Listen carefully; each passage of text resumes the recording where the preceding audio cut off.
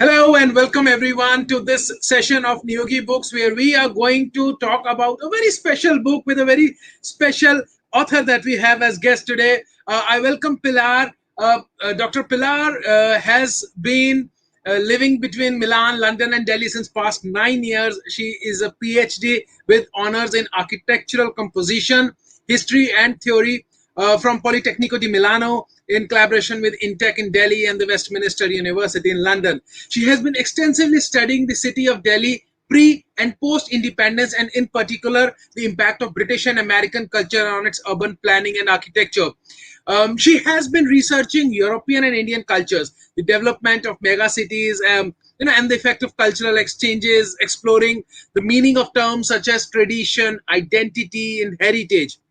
Now, uh, for past some time, she has been associate professor in history and theory of architecture and human settlements in Delhi and at the Italian Indian GD Goenka University, the branch of Politecnico di Milano in India.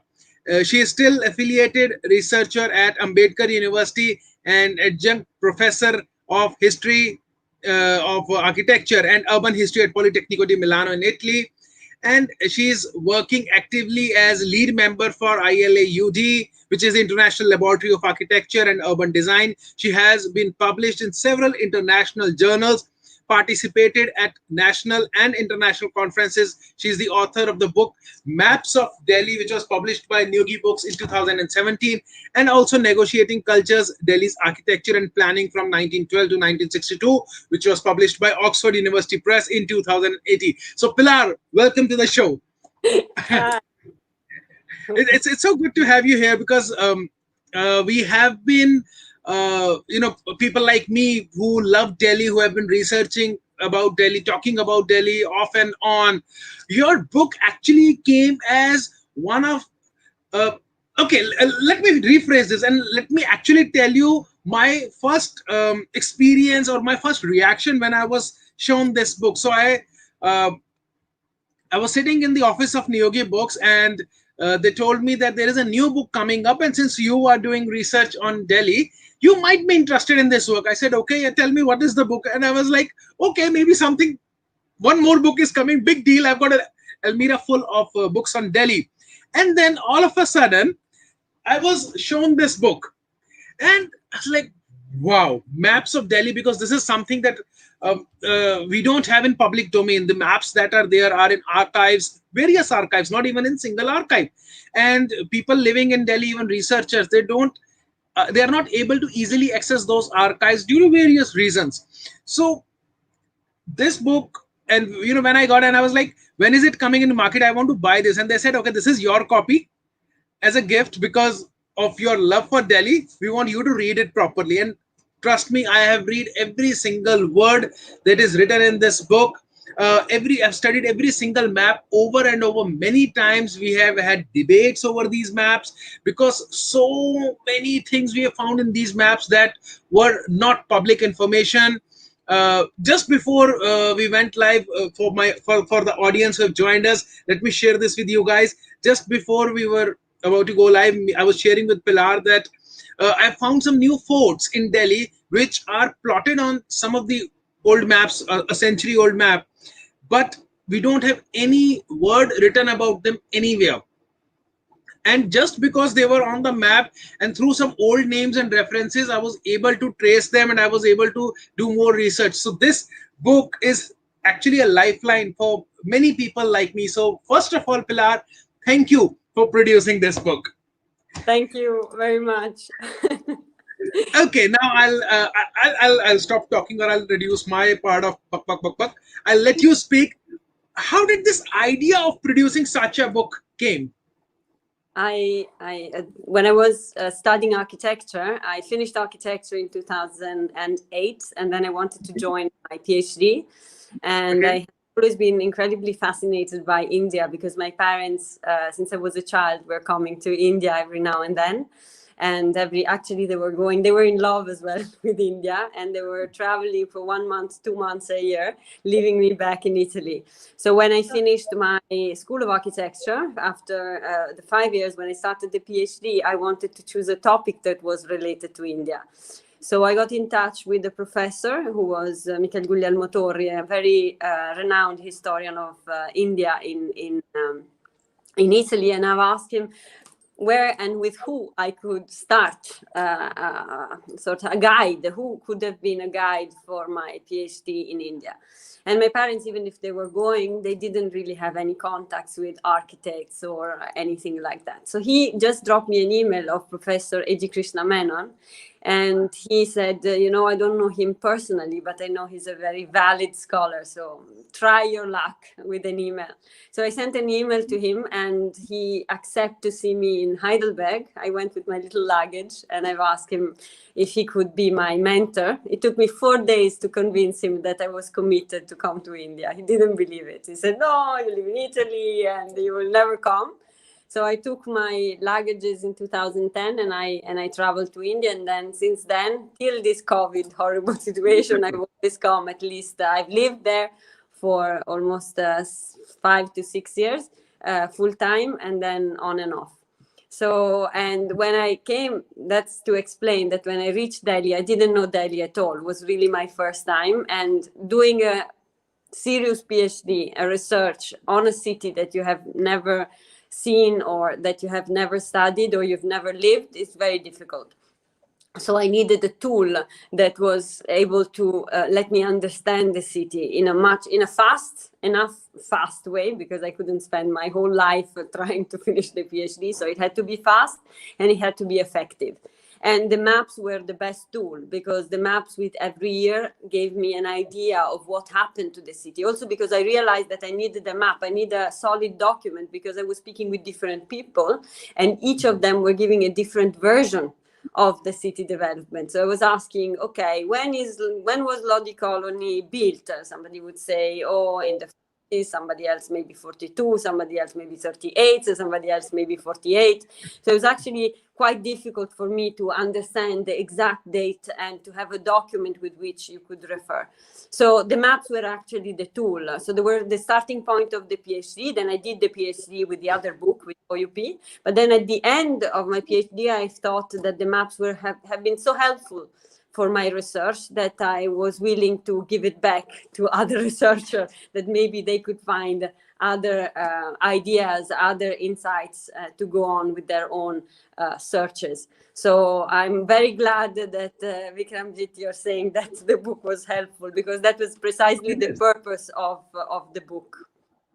It is genuinely helpful. I mean, I'm not saying it just because I'm moderating this session, and sometimes it becomes the obligation of the moderator to praise the guest. No, it's not the case. I'm genuinely fascinated by this book, and perhaps that's why Nyogis picked me to interact with you, because they know how much I love this work and how much I depend on this work, and not just me. I know many people who depend on this work. Okay, now talking about this research. While producing this book, what kind of challenges did you face? All kinds of challenges. I mean, I think the first challenge was to find the maps. As you said, the maps are not located in one place. I mean, if you go to London, you find everything in the British Library. You sit there and you find everything by sitting there and then exploring. Here, the challenge was to discover where the maps were, and then not just discovering where they were, but also access the map. So there was a double challenge. So first you have to discover in which archive, and maybe MCD, or maybe in public archives, maybe National Archives of India, maybe Delhi State Archives. I mean, it was very random, and sometimes the maps were not they were not declared that they were there. You needed just to go through one by one document, and then all of a sudden you find the map, which, I mean, it's difficult, but also at the end very fascinating, because most of the time you find material that is probably undiscovered or unpublished, because you spend a huge amount of time like scrolling one piece of paper after the other, and then all of a sudden you find the document. So I think it was rewarding the effort put in, but extremely difficult both finding and accessing, and then difficult to get the permission as well, very long, because you have to they have to check if what you're doing is okay, which kind of maps do you want to publish. So even the process of then getting the permission to put the book out was actually quite tough. So I think there was a lot of help. I mean, I found extremely warm people helping on the way, but also at the same time, as a foreigner, it's has a double side coin. I mean, on one side you are very welcome for certain things, from other side they're also very suspicious. So I hope that I made, as you said, good use of these maps, and but it was actually very, very difficult also deciding which maps to publish, because also the decision I wanted for my purpose, I mean, for example, you've used the maps for the fort purpose. For me, the maps had to show the history of the city, the development of the city in a very clear manner. So for me, it was key to choose those maps that were actually showing the moment of shift in the city development. So that, for example, was my my sort of red thread in the decision. Which you actually did beautifully.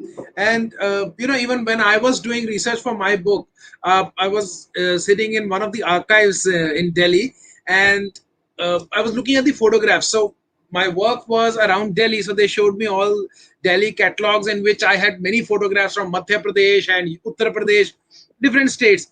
So I realized that their index is all messed up.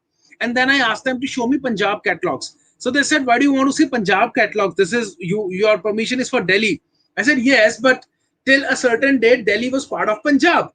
It's only after 1910, when the British shifted their capital from Calcutta to Delhi, that's when Delhi became a separate identity. Until then, it came under Punjab Agency."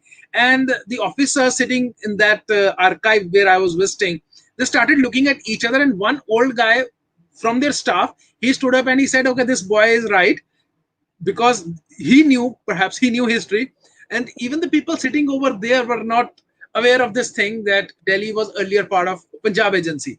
So they were hesitant to show me those catalogs. So I can completely relate to what you are saying. It's not easy to access archives in India, and that too for the purpose of publication. So okay, I understand that you face challenges. Were there any out of box experiences, something really wonderful, really amazing that you came across which you wish to share?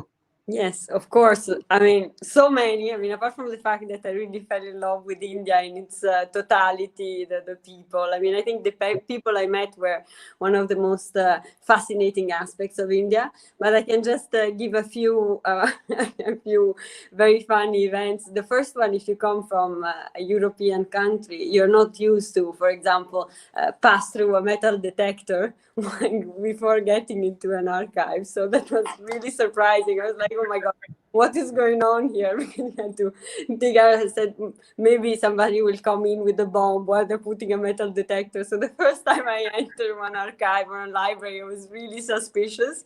And also once I went to a cinema, I don't remember which one in Delhi, where again, all the metal detector. And then again, when I was sitting in the cinema, they were saying, okay, if you see something strange, it may be a bomb. Then you get completely used to it, so no problem. But in the archive, it was quite weird. I said, who would want to come to an archive to make something bad? Anyway, this is one. The other thing is the amount of time I spent drinking tea. I think I've never drank so much tea in my life. I was starting at 10 o'clock drinking tea, then having a tea after 1 hour, and I was always feeling bad, because it seems that you are offending someone if you're not having tea. So we're getting to the end of the day with all the powder milk and sugars. Oh. And the other thing about archives is the misplaced book. That was really an adventure. I first went to this was SPA, but then I found the same thing in other libraries. And the first time I went to SPA, apart from the metal detector, then I sat and I got the books I was interested in. So then I went back the second day, and I had put the book back, and I couldn't find the book. Then, okay, I said, okay, maybe it's my mistake. Then I went back the third day. I put the book in the same place and the book was not there anymore. Then I went to the library and I say, sorry, but how is it possible that every day I come and the books are always in a different place? The librarian looked at me like, poor foreigner. You don't know? Usually students take the book and then they hide the books in different part of the and find the day after. So please start hiding the books. I'm sure you're gonna find the books the next day. I was like, okay. Then I've learned the lesson, and I was also like putting little tags to understand where the books were. So that was really funny, actually. Well, in this case, I think the Central Archaeological Library is the best, Yeah. the ASI one, because I don't know if you're aware, but now the library has shifted to a new building. It's no longer in National Archives. So I have. last year they have shifted to the headquarters of Archaeological Survey of India, Wow. and the procedure there is you go there. All you can see is a fixed catalog, which is they've got all these drawers where they have the cards with names of the book. So you just read the name of the book that you want, put down that number, and give that slip to the officer, and they'll bring that book to you, and then they take it back. I wish I had to start my thesis now again. That sounds like a dream. And Wow. I think the library of IGNCA, the Indira Gandhi National Center for Arts, is best in this case because over there, yes, we have the index, we have got books also, but you don't need to go that far. Just talk to the librarian. Everything is well digitized, well indexed. He'll just punch in a few keys and he'll tell you from where to pick the book and where to leave it. So That's I find that library easiest to access, and it. people But are quite helpful. this research was done 10 years ago. So I think 10 years ago was actually slightly different because it took more or less 5 years to bring it all together and then publish it. But the original research was done at the beginning of my PhD, so 10 years back. So I think things have changed a lot. So things that take a lot of time to develop are, according to me, the best ones. So we can see the labor of love over here. Okay, how much support did you get from government and non-government organizations in India I while got doing this? I mean, I think I've got huge amount of support. I mean, I think at the end, it was they were very helpful. You just need a lot of patience. I mean, I think something that is incredibly important, especially as a foreigner, you're not used to have patience. If you are incredibly patient and the human factor is very high, I mean, you give a lot of time and you really love what you do, you get everything and even more. So I think that is just a matter of time and how much time you're willing to wait. Because if you wait, you get absolutely everything, all the help, all the permission, all the maps. But there is honestly a human factor that if you underestimate the human factor, you won't get absolutely anything. So I understood that after I don't know, 3-4 days I was there, that if and slowly with huge amount of patience, I think I got great help from everybody, from the person who was actually cleaning the archive, who at the end it became my friend. We couldn't speak because I couldn't speak Hindi, especially at the beginning. I couldn't even understand Hindi, but we could communicate with some tea. I was bringing biscuits as a gift, he was giving me back tea, so we were smiling at each other. I mean, at the end, he was also, I mean, one of the simplest people that I met, but also one of the most warmth smiles that I could get. So I think from all sides, I got a lot of support. Beautiful. Okay, before I move to my next question, to all the people who are watching this session right now, feel free to ask your questions. You can put in the comments box or your views, your comments, your questions, anything you can share with us. Okay, moving on to next part. So I actually wanted to ask you if you have any tips or feedback or some guidelines for researchers.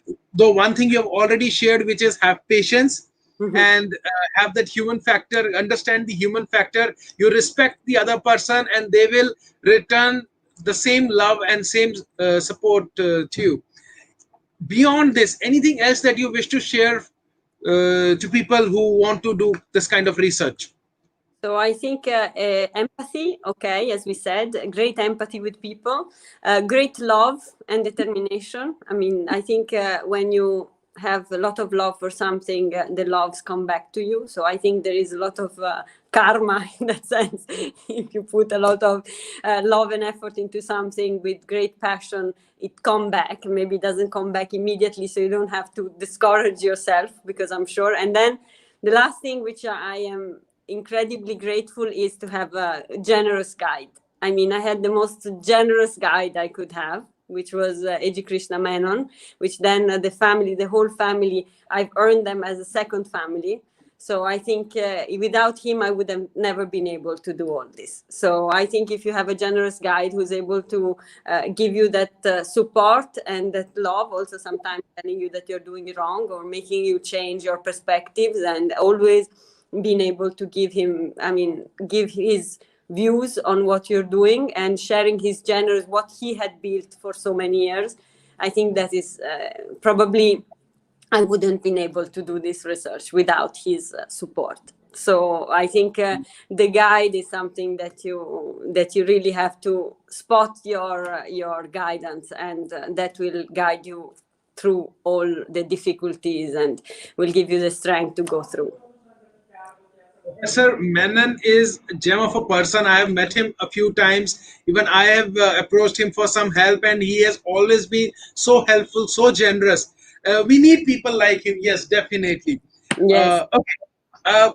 Now, Pilar, one question more, which is your favorite map in this book? If you have to pick one. I Sorry? think my favorite map is the first one. The first one, okay. 1807. I'll tell you how is it. My favorite is one of the first maps. Here you go. 1807 sketch of the environs of Delhi. Right.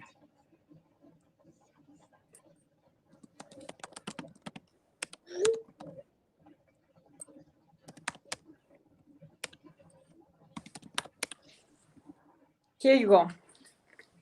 So we are talking about the Antiquities of Delhi. This one here. Yes. Right. This is actually an interesting map. This is a fascinating map because from here you can see what the British found before adding their own projects and their own the Mughal city. So from here you can see Shah Jahanabad, and you can clearly see the ridge and the river Yamuna over here. And it's incredible. Something that I couldn't understand while I was traveling through Delhi was that there are some parts of Delhi that are very tight, where you can see the wires and all. And then I discovered that all of those are villages. I don't know if you can see it, but all these little dots that one can see all around were the villages. And all of them are still there nowadays. They have somehow been consumed by the urbanization, but the villages are still there. Urbanization, but then if you travel and you go inside these villages, still you have you can perceive a completely different atmosphere. Exactly. Yes, exactly. So in this map, the one of the major village that is shown, or the biggest name written, is Palam, which is right now the airport of Delhi. So Palam village, the original village, still exists, and the mosque of that Palam village, which is supposed to be from the time of Mughal Emperor Babur, is still there. And there used to be a stepwell which is now gone. So this Palam is one of the most important villages, because it is also mentioned in many folklores. When the Mughal Empire was almost gone, it was said that the emperor at that time, was Shah Alam, could only rule from Delhi to Palam. So Badshah Shah Alam as Dilli ta Palam. And on this map, we can actually see that the biggest word, the biggest name, that is the biggest font, is Palam. So that shows that how important this particular village was, which is right now all congested and a small locality, small locality next to Delhi airport. So it is, Delhi airport was earlier called Palam airport because of that. Wow. So yeah. The way it's drawn, I mean, these maps are drawn by hand. So I think they are little pieces of art, which is something that nowadays all the maps are done digitally. So it's lost a lot of taste and a lot of this very much artistic feeling that you have in these maps. And if you think that there was one cartographer that was a human being that was actually designing and deciding what to draw and in which way to draw it. So I think this is also very interesting, the fact that it's a selection, something that nowadays you go on Google, you see everything. So you don't have, you have to choose. So somehow it's quite difficult because there is not a critical point of view. Here, of course, is biased, but it is interesting because it's highlighting the things that were more interesting, or the things that at the time, for the person who was actually drawing the map, in this case, they were the British, they were actually highlighting things that were interesting for them. So maps are actually showcasing a culture, so a different point of view. So I think it was even more evident in the past compared to the present.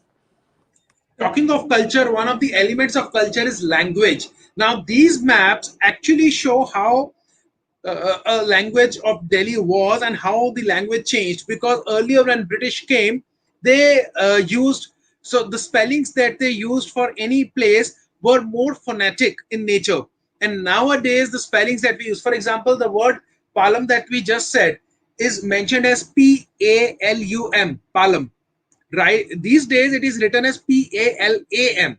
So almost all the spellings that we see over here, for example, the river Yamuna, which is now spelled with Y, over here it is spelled with J.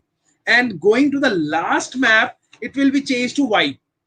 So I don't know if you were able to look into this also, since my main area of research is these small villages and the monuments within them.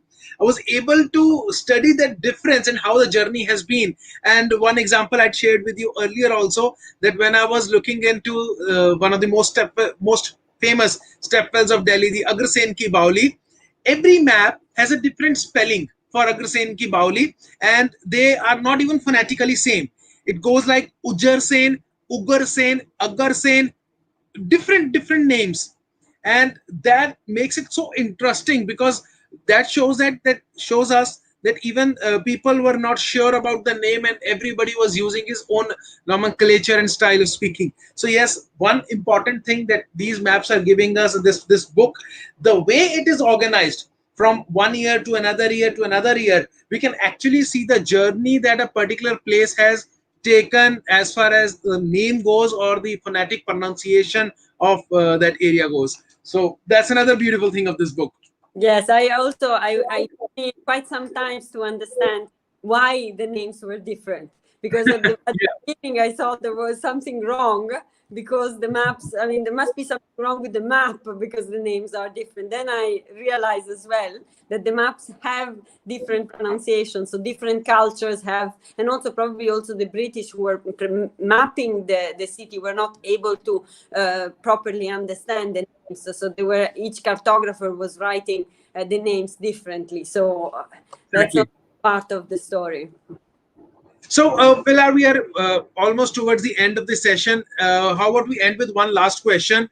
I remember when I met you a few years back, you mentioned one thing, that there were some maps which were in such a bad shape that you were not able to even hold them properly, and making a copy of them and putting them in the book became a very big challenge for you.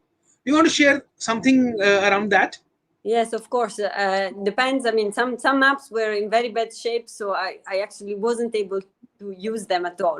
But others, instead, we made together with the archives, we managed to figure out a way to actually find the pieces and put them together. So they actually are part of now the listing and everything. So that was, and there was also, I have been speaking for quite some time with a scholar, which is Mrs. Pritchett, who had been also doing a sort of collage of some of the maps. So I think that was most of the map that I've been using. You can see some of them have some, I don't know if you can actually see it, but some of them are actually I having also some. have one open where Exactly. certain pieces are missing from the map. So Unfortunately, yeah, it was patches. more important to publish them even with some bits and pieces missing. It's true that these maps were actually drawn by the British, most of them, and then were sent back to England. So sometimes, not with all the maps, sometimes you can find a copy of some of these maps in the British Library.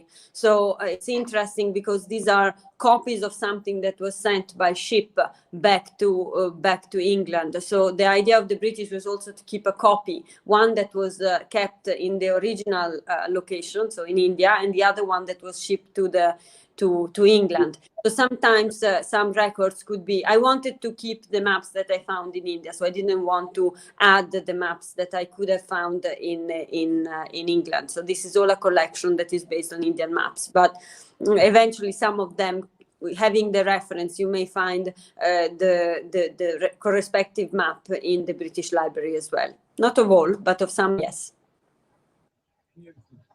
Amazing. Okay, so we're almost at the end. The time is up. I really want to continue this discussion, learn more about your experiences on this journey and about these maps, but we have to end the session here given the time. So thanks a lot for joining us, and thanks to all our audience who spared their time and they joined us for this session. So thank you, Pilar. If there is anyone who has some doubts or question and you want to add me on and ask me questions, I'm more than happy to ask some curiosity, or if there are some scholar listening having some troubles, I'm very happy to be there for help. So that's all. Thank you very much to all. Thank you very, very much, Vikamjit. I'm always very happy to see you, even if that is online. Thank you, Niyogi. Thank you. Bye.